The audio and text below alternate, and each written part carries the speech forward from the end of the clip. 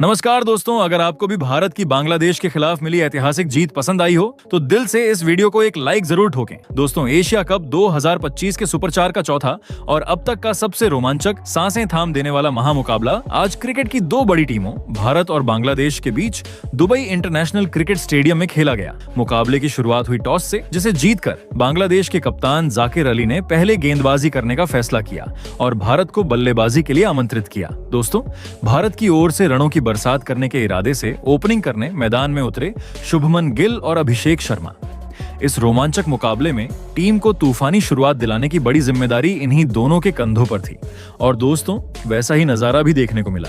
जी हां, पहले ओवर में जब नजीम हसन साकिब गेंदबाजी करने आए तो दोनों बल्लेबाजों ने बेहद सूझबूझ से खेलते हुए गेंदबाज को सम्मान दिया और इस ओवर से मात्र 3 रन ही बनाए। लेकिन दोस्तों, जैसे ही दूसरे ओवर में नासुम अहमद गेंदबाजी करने आए, अभिषेक शर्मा ने अपने ताबड़तोड़ अंदाज का नमूना पेश कर दिया। ओवर की तीसरी गेंद पर पीछे की ओर बल्ले का मुंह खोलते हुए शॉट खेला और चौका जड़ दिया। लगने लगा कि यह ओवर टीम इंडिया बड़े स्कोर में बदल देगी, लेकिन नासुम अहमद ने शानदार वापसी करते हुए अपने ओवर को मात्र 6 रन पर ही समेट दिया। टीम इंडिया के ढाकड़ ओपनर अक्सर भारतीय टीम को तूफानी शुरुआत दिलाते हैं, मगर बांग्लादेश के खिलाफ आज खेल की शुरुआत कुछ धीमी ही नजर आई। पहले 2 ओवरों में कोई बड़ा शॉट नहीं देखने को मिला। दोस्तों, यही सिलसिला तीसरे ओवर में भी जारी रहा, जब तंजीम हसन साकिब ने अपनी घातक गेंदबाजी से अभिषेक शर्मा और शुभमन गिल दोनों को बांधे रखा। बड़े शॉट खेलने का कोई मौका ही नहीं दिया और भारत को इस ओवर में भी सिर्फ 4 रन पर रोक दिया। 3 ओवर पूरे होते होते स्कोर बोर्ड पर सिर्फ 17 रन जुड़े। पावर प्ले का सही इस्तेमाल करने के लिए अब बड़े शॉट्स की जरूरत थी और दोस्तों, वही देखने को मिला जब चौथे ओवर में अभिषेक शर्मा ने अपना रौद्र रूप दिखाया। इस ओवर की आखिरी गेंद पर उन्होंने सामने की ओर 90 मीटर लंबा गगनचुंबी छक्का ठोक दिया। पहली बार टीम इंडिया के दोनों ओपनर्स का असली रंग दिखा और नतीजा ये रहा कि इस ओवर में 21 रन बटोरे गए। पिछले ओवर में बांग्लादेश के स्पिनर की जमकर धुनाई हुई थी, इसलिए 5वां ओवर लेकर आए अनुभवी गेंदबाज मुस्तफिजुर रहमान। मगर दोस्तों, पिछले ओवर में बदला हुआ मोमेंटम यहीं भी साफ दिखा। रहमान की दूसरी ही गेंद पर अभिषेक शर्मा ने सामने की ओर छक्का ठोक दिया और ओवर की आखिरी गेंद पर पीछे की ओर जाकर अपरकट जैसा शॉट खेलते हुए एक और छक्का जड़ दिया। धीमी शुरुआत के बावजूद अब रन बरसने लगे थे और दोनों बल्लेबाजों ने मिलकर 50 से अधिक की साझेदारी भी पूरी कर ली थी। पावर प्ले का आखिरी यानी छठा ओवर आया मोहम्मद सैफुद्दीन के हाथों। दोस्तों, अभिषेक शर्मा का तूफानी अंदाज जारी रहा और उन्होंने इस ओवर में लगातार 4 चौके जड़ दिए। पावर प्ले समाप्त होते होते भारत का स्कोर 72 रन तक पहुंच गया। धीमी शुरुआत के बाद जिस तरह की धुआंधार शुरुआत चाहिए थी, वैसी अब दोनों बल्लेबाजों ने टीम इंडिया को दिला दी थी। लेकिन दोस्तों, बांग्लादेश जैसी टीम के सामने विशाल स्कोर बनाने के लिए पावर प्ले के बाद भी यही लय कायम रखना जरूरी था। मगर 7वें ओवर में टीम इंडिया को बड़ा झटका लग गया। रिशाद हुसैन गेंदबाजी पर आए और उनकी पहली ही गेंद पर शुभमन गिल ने कवर की ओर चौका ठोका, लेकिन अगली ही गेंद पर धैर्य खो बैठे और बड़ा शॉट खेलने के चक्कर में बाउंड्री पर कैच आउट हो गए। शुभमन गिल ने 29 रन की पारी खेली और पवेलियन लौट गए। इस बड़े विकेट के बाद बांग्लादेशी खिलाड़ियों और दर्शकों के बीच जश्न का माहौल बन गया। अब भारत की ओर से तीसरे नंबर पर मैदान में उतरे लेफ्ट हैंडेड बल्लेबाज शिवम दुबे, मगर इस ओवर से भारत को सिर्फ 9 रन ही मिले। शुभमन गिल का विकेट मिलने के बाद कप्तान जाकिर अली ने अगले ओवर में स्पिनर सैफ हसन को गेंद थमाई। उन्होंने भी अपने कप्तान के फैसले को सही साबित किया और बेहद नपी-तुली गेंदबाजी करते हुए भारतीय बल्लेबाजों को खुलकर शॉट खेलने का मौका ही नहीं दिया। इस ओवर में मात्र 4 रन आए, लेकिन अच्छी बात यह रही कि अभिषेक शर्मा ने 25 गेंदों में अपना शानदार अर्धशतक पूरा कर लिया। पावर प्ले के बाद 2 ओवर का खेल हो चुका था और ये पूरी तरह बांग्लादेश के पक्ष में रहा। 12 गेंदों में सिर्फ 13 रन ही आए। रन गति धीमी होने लगी थी। इसी दबाव को तोड़ने के चक्कर में 9वें ओवर में शिवम दुबे ने बड़ा शॉट खेलने की कोशिश की, लेकिन गेंद बल्ले से ठीक से नहीं लगी और हवा में लटक गई। आसान सा कैच तौहीद हुदैई ने लपक लिया और भारत को दूसरा बड़ा झटका दिया। शिवम दुबे सिर्फ 2 रन बनाकर पवेलियन लौट गए। अब टीम इंडिया थोड़ी डगमगाती नजर आई, क्योंकि स्पिनरों के सामने 2 अहम विकेट गिर चुके थे। ऐसे में टीम को संभालने मैदान पर आए कप्तान सूर्यकुमार यादव। इस बीच अभिषेक शर्मा ने दबाव खुद पर हावी नहीं होने दिया और रिशाद हुसैन की चौथी गेंद पर एक और शानदार छक्का जड़ दिया। दोस्तों, एक छोर से अभिषेक शर्मा लगातार रन गति तेज कर रहे थे, लेकिन दूसरे छोर से उन्हें वैसा साथ नहीं मिल पा रहा था। 9वें ओवर में तो एक छक्का देखने को मिला, लेकिन 10वें ओवर में सैफ हसन ने नए बल्लेबाज सूर्य कुमार यादव को पूरी तरह रोक दिया और भारत इस ओवर में सिर्फ 3 रन ही बना पाया। पिछला ओवर शानदार डालने के बाद कप्तान जाकिर अली ने गलती कर दी और 11वां ओवर थमा दिया नए गेंदबाज मोहम्मद सैफुद्दीन को। लेकिन दोस्तों, सेट बल्लेबाजों से अभिषेक शर्मा ने आते ही उनका स्वागत किया। पहली ही गेंद पर सामने की ओर चमचमाता छक्का जड़ा और 5वीं गेंद पर चौका ठोकते हुए भारतीय दर्शकों को झूमने पर मजबूर कर दिया। दोस्तों, अभिषेक शर्मा की तूफानी बल्लेबाजी के दम पर टीम इंडिया ने महज 11 ओवर में ही 100 का आंकड़ा पार कर लिया था। स्कोरबोर्ड साफ बता रहा था कि भारत बड़े टारगेट की ओर बढ़ रहा है, लेकिन तभी बांग्लादेशी गेंदबाजों की लगातार पिटाई कर रहे अभिषेक शर्मा ने 12वें ओवर की दूसरी ही गेंद पर धैर्य खो दिया और 1 रन चुराने की कोशिश में रनआउट होकर पवेलियन लौट गए। आपको बता दें, उन्होंने 37 गेंदों में 75 रनों की ताबड़तोड़ पारी खेली थी। अभिषेक शर्मा जैसे सेट बल्लेबाज का बड़ा विकेट मिलते ही बांग्लादेशी खिलाड़ियों और दर्शकों के बीच जबरदस्त जल्लोश देखने को मिला। अब तक 3 प्रमुख बल्लेबाजों आउट हो चुके थे और पहली बार टीम इंडिया पर दबाव साफ झलक रहा था। ऐसे में सूर्य कुमार यादव का साथ निभाने मैदान में उतरे ऑलराउंडर हार्दिक पांड्या। मगर दोस्तों, भारत संभल पाता उससे पहले ही मुस्तफिजुर रहमान ने इसी ओवर की आखिरी गेंद पर अपना कमाल दिखा दिया। बाहर जाती गेंद पर उन्होंने सूर्य कुमार यादव को छकाया और विकेट कीपर के हाथों कैच आउट करवा दिया। यानी एक ही ओवर में भारत को डबल झटका। कप्तान सूर्य कुमार यादव आज भी सभी भारतीय प्रशंसकों को निराश कर गए और 11 गेंदों में सिर्फ 5 रन बनाकर पवेलियन लौटे।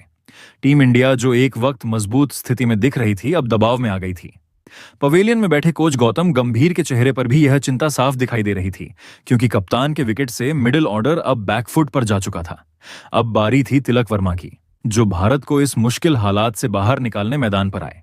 जरूरत थी कि वे हार्दिक पांड्या के साथ मिलकर साझेदारी निभाएं और बांग्लादेशी गेंदबाजों को धैर्य से खेलें। लेकिन दोस्तों, हार्दिक पांड्या का इरादा अलग ही था। वह जैसे आए थे कि केवल बड़े शॉट लगाएंगे। जी हां, पिछले ओवर में 2 अहम विकेट गिरने के बावजूद उन्होंने अगली ही बार गेंदबाजी करने आए रिशाद हुसैन की गेंद पर अपने अंदाज का नमूना पेश कर दिया और सामने की ओर एक 101 मीटर लंबा गगनचुंबी छक्का जड़ दिया। यह छक्का इतना शानदार था कि पवेलियन में बैठे सूर्य कुमार यादव तक भी देखकर ताली बजाने लगे। लेकिन दोस्तों, इसके बाद अगला ओवर फिर बांग्लादेश के पक्ष में गया। स्पिनर गेंदबाजों ने कसी हुई गेंदबाजी की और टीम इंडिया को सिर्फ 2 रन बनाने दिए। मैच का पलड़ा एक ओवर भारत की ओर झुकता तो अगला ओवर बांग्लादेश की ओर चला जाता। इसी बीच मैच के 15वें ओवर में तंजीम हसन साकिब ने भारत को एक और झटका दे डाला। उन्होंने अपनी पहली 2 गेंदों पर तिलक वर्मा को कोई रन नहीं बनाने दिया। दबाव में आकर तिलक वर्मा तीसरी गेंद पर बड़ा शॉट खेलने निकल पड़े, लेकिन गेंद को पढ़ नहीं पाए और बाउंड्री पर खड़े खिलाड़ी को आसान सा कैच थमा बैठे। अब टीम इंडिया अपने 5 प्रमुख बल्लेबाज भी गंवा चुकी थी और पूरा खेमा निराशा में डूब गया था।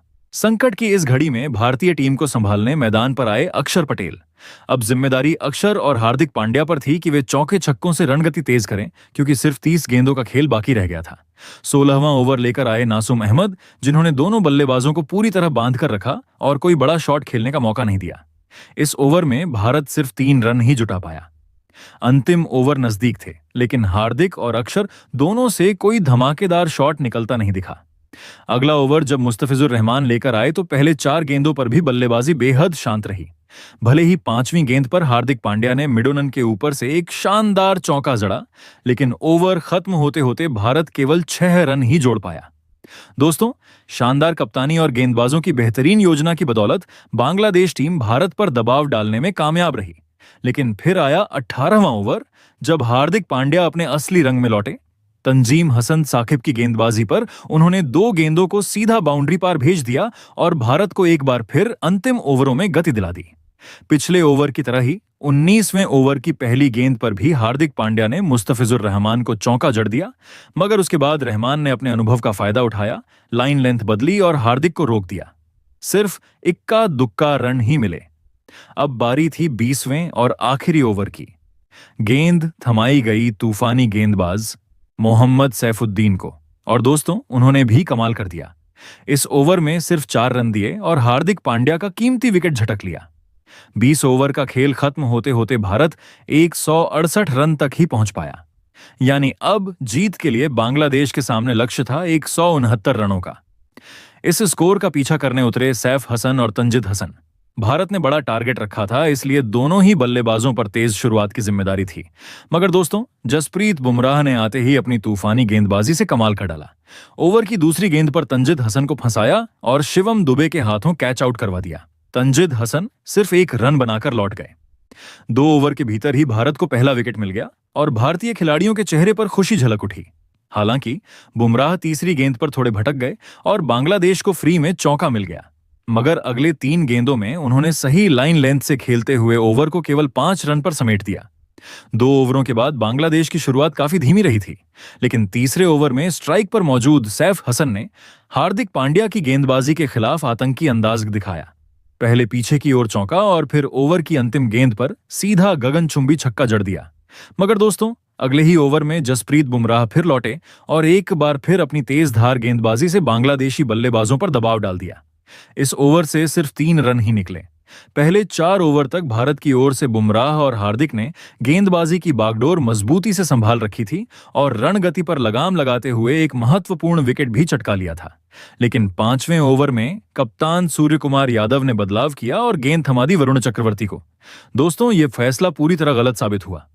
वरुण चक्रवर्ती की गेंदबाजी पर आते ही परवेज हुसैन इमोन ने 2 चौके जड़ दिए और ओवर की अंतिम गेंद पर सैफ हसन ने भी पीछे की ओर शानदार चौका ठोक दिया। इस तरह चक्रवर्ती ने 13 रन लुटा दिए।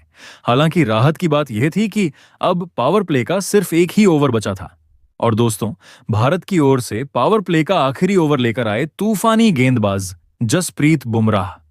ऐसा लग रहा था कि यह ओवर एक बार फिर शांत रहेगा, लेकिन दोस्तों, स्ट्राइक पर खड़े बांग्लादेशी बल्लेबाज परवेज हुसैन एमन ने इस बार जसप्रीत बुमराह को बिल्कुल भी नहीं छोड़ा और ओवर की तीसरी ही गेंद पर अपने बल्ले का जलवा दिखाते हुए शानदार आसमानी छक्का जड़ दिया।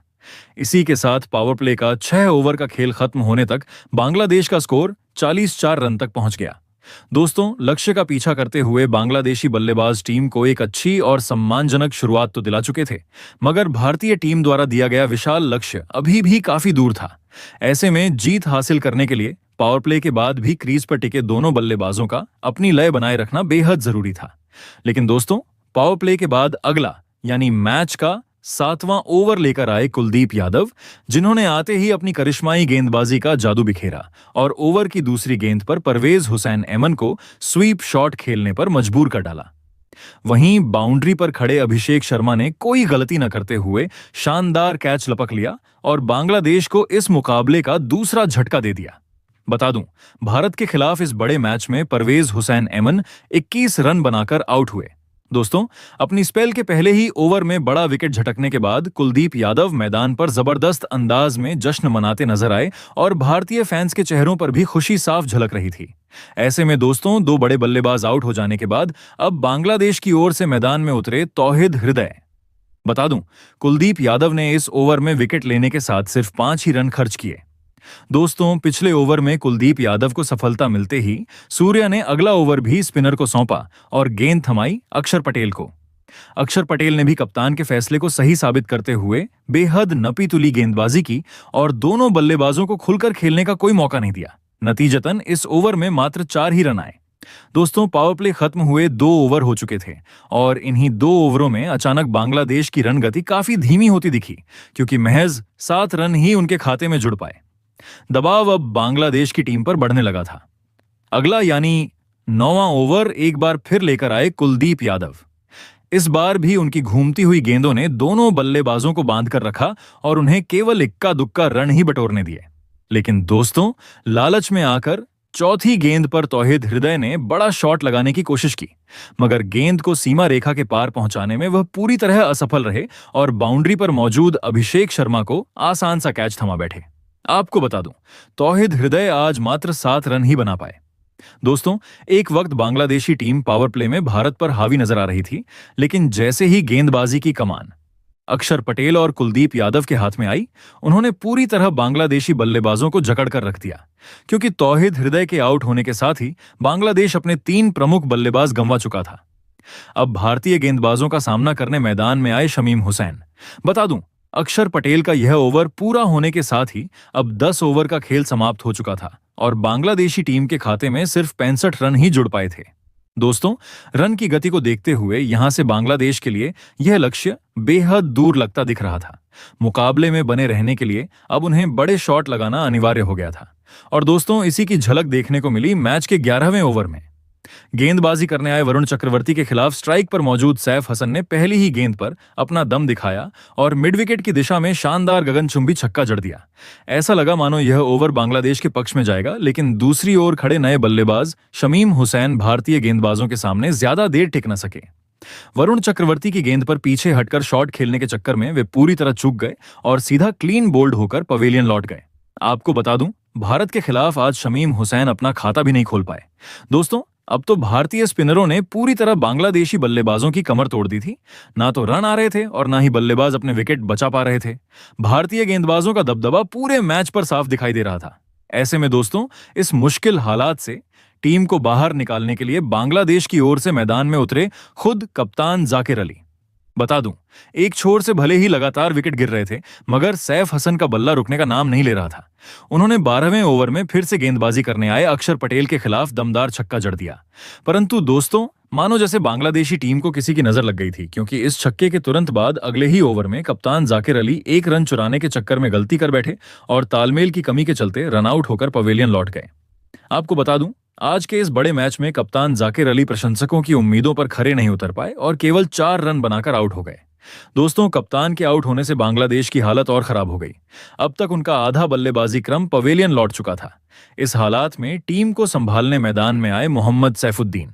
लेकिन सैफुद्दीन कुछ कमाल करते, उससे पहले ही 14वें ओवर में सेट बल्लेबाज सैफ हसन ने धूम मचा दी और गेंदबाजी कर रहे अक्षर पटेल को निशाने पर लेते हुए लगातार 2 गेंदों पर शानदार छक्के जड़ दिए। इसी के साथ उन्होंने भारत के खिलाफ अपना तूफानी अर्धशतक भी पूरा कर लिया। दोस्तों, सैफ हसन की ताबड़तोड़ बल्लेबाजी के दम पर अब बांग्लादेशी टीम 100 रन का आंकड़ा पार कर चुकी थी। मगर मुकाबला अपने अंतिम चरण में पहुंच चुका था, क्योंकि अब आखिरी 30 गेंदों में जीत के लिए 61 रनों की जरूरत थी। यानी अब हर ओवर में चौके छक्के लगाना अनिवार्य हो गया था।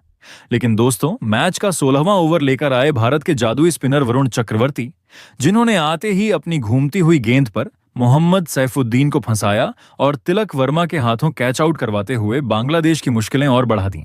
आपको बता दूं, मोहम्मद सैफुद्दीन 4 रन बनाकर आउट हुए। इस ओवर में वरुण ने सिर्फ 4 रन दिए और लगातार दबाव बनाए रखा। इसी दबाव का फायदा अगले ओवर में कुलदीप यादव ने उठाया, जिन्होंने अपने ओवर की पहली ही गेंद पर नए बल्लेबाज रिशाद हुसैन को बड़ा शॉट खेलने पर मजबूर किया और तिलक वर्मा के हाथों कैच आउट करवा दिया।